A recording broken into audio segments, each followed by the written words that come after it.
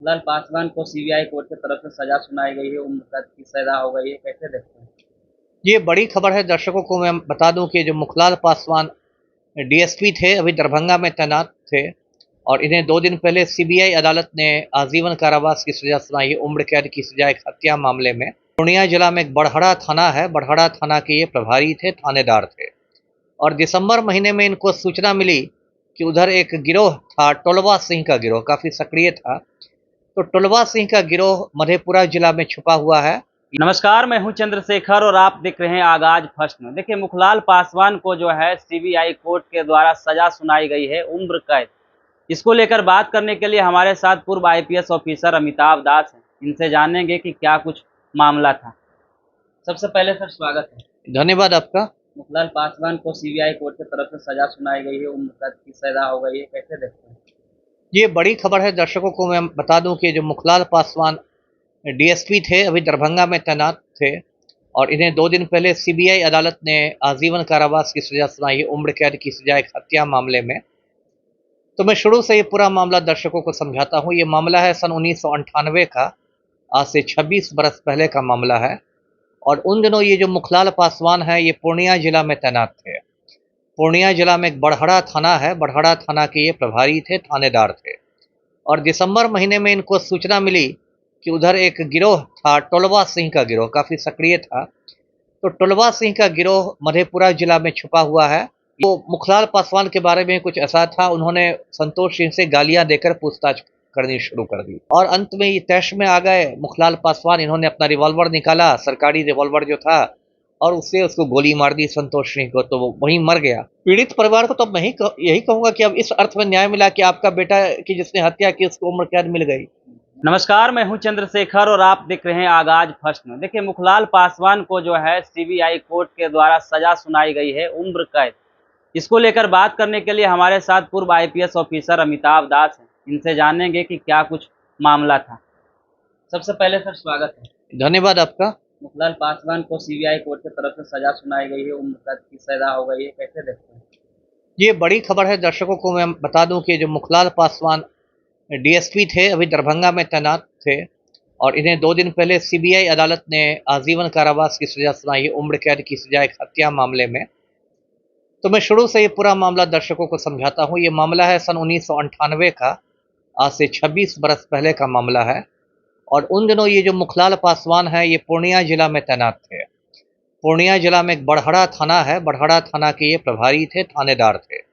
और दिसंबर महीने में इनको सूचना मिली कि उधर एक गिरोह था, टोलवा सिंह का गिरोह, काफ़ी सक्रिय था। तो टोलवा सिंह का गिरोह मधेपुरा जिला में छुपा हुआ है, ये सूचना थी, और बिहारीगंज थाना क्षेत्र के गांव में है। तो इस सूचना पर मुखलाल पासवान पूरा दल बल के साथ निकले, फोर्स लेकर निकले और फिर उस गांव में पहुंच गए। साथ में बिहारीगंज थाना की भी पुलिस थी और इन लोगों ने एक एक घर की तलाशी लेनी शुरू कर दी टोलवा सिंह को पकड़ने के लिए। अब होता क्या है कि ये लोग एक जगदीश झा नाम के आदमी के घर में पहुंच गए। वहां एक संतोष सिंह नाम का नौजवान था, वो दूध लेने आया था। उसका कोई पड़ोसी था, जगदीश झा का। अब देखिए, बहुत सारे पुलिस वाले होते हैं, चाहे वो सिपाही हो या आईपीएस हो, उनको मतलब गाली बकने की एक आदत हो जाती है। उनको लगता है गाली देने से ही जमबाजी आ जाएगी। तो मुखलाल पासवान के बारे में कुछ ऐसा था, उन्होंने संतोष सिंह से गालियां देकर पूछताछ करनी शुरू कर दी।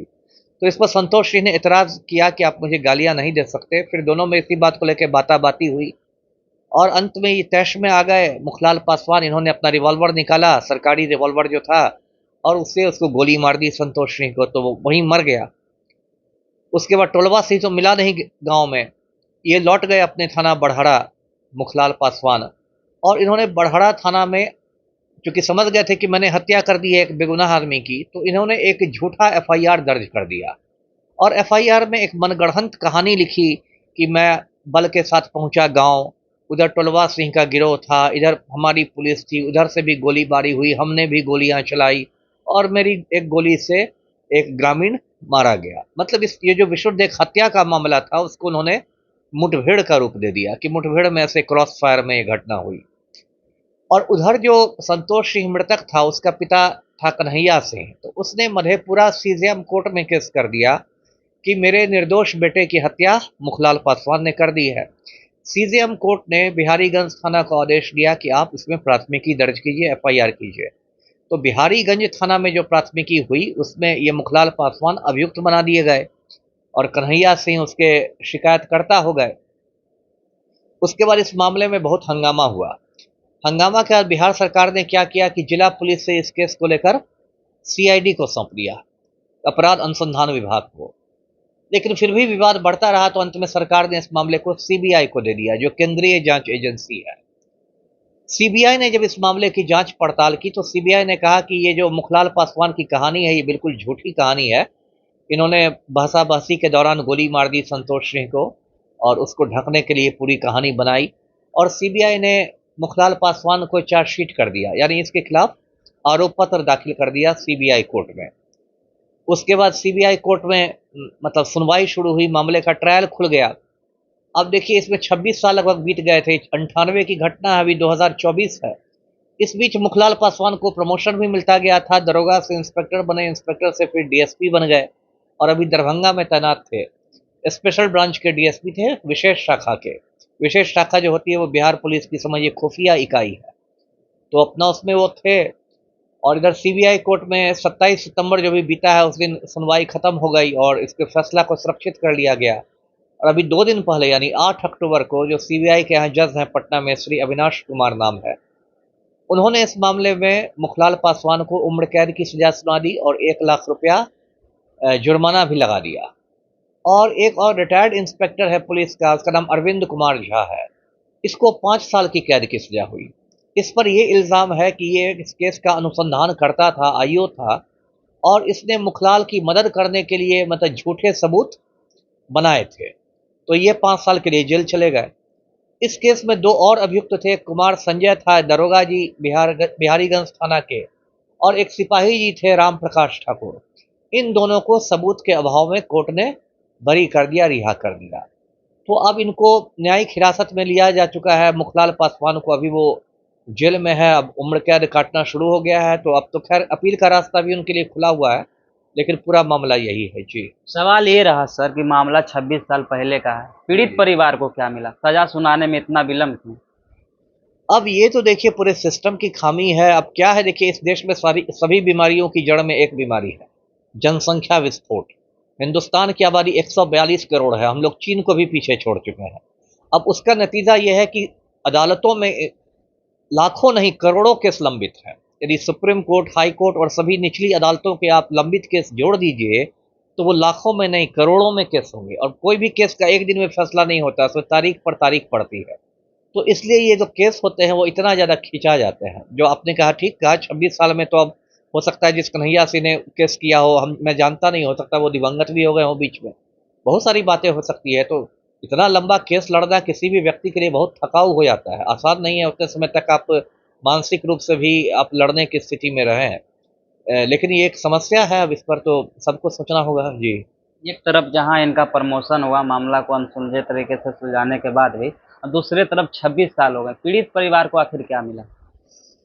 अब पीड़ित परिवार को देखिए प्रमोशन तो इसलिए होता रहा क्योंकि तब तक अदालत में मामला साबित नहीं हुआ था, इसलिए प्रमोशन में तो कोई कानूनी अड़चन नहीं थी।